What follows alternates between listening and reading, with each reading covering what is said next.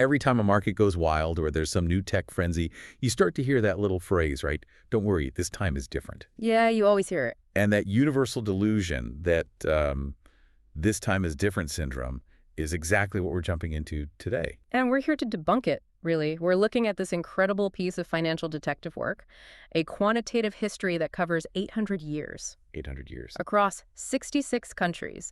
The whole mission is to show that while history might not repeat itself exactly, it definitely rhymes. So what's the core theme here? It's pretty simple. Excessive debt, whether it's governments, banks, or, consumers, it always creates these huge systemic risks that everyone underestimates during the good times.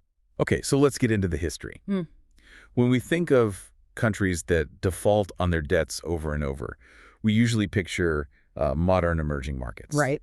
But the first big lesson here is that serial default is actually a European story. That's a huge point. The idea that it's only developing nations that struggle with this is just wrong. I mean, the wealthy nations of today, they were the original deadbeats. Really? Give us an example. We'll take Spain. They defaulted 6 times 6 between 1557 and 1647. Oh. And then they added 7 more defaults in the 19th century, so that's 13 in total. 13 episodes is.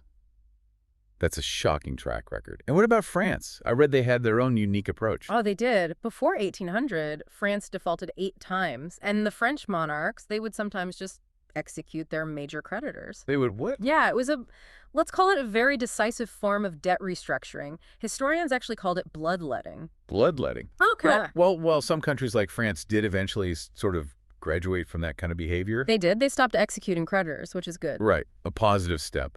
But the data shows they just found a new problem.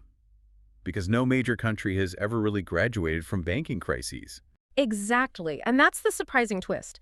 They learned to pay their government debts, but they never figured out how to stop their banks from imploding. Banking crises are an equal opportunity menace. So who are the worst offenders? Well, it's almost like a perverse Olympics for financial instability. Since 1800, the UK has had 12 banking crises. The United States has had 13. And France. France is at the top with 15. The world's biggest financial centers are just perpetually vulnerable to these private leverage meltdowns. Which I guess leads us to the third big idea, which feels really counterintuitive, and that's that low debt doesn't always mean low risk. This is so critical. It's a syndrome called debt intolerance. Debt intolerance. Yeah. It's where weak institutions make a country vulnerable to default even when its debt levels look, well, pretty modest. The country doesn't fail because of the size of the debt, but because there's just no confidence in its ability to actually pay it back. And to be clear, we're talking about external debt here, right? Yeah. Money owed to foreigners. Mostly, yes. And the numbers back this up.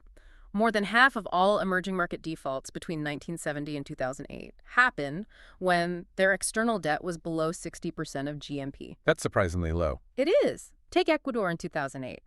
They defaulted with an external debt to GNP ratio of just 20%? 20. So the number itself is almost meaningless if the confidence is gone. Precisely. So wrapping this all up, what's the big takeaway for us? I think the core finding, looking across all these centuries, is that financial crises follow this rhythm of boom and bust. And it's because human nature doesn't really change. Right.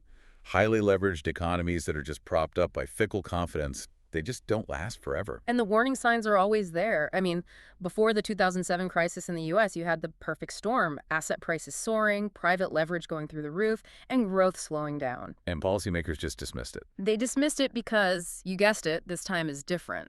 The signs are always there, if we choose to look. So I guess the challenge for you, for anyone listening, is this.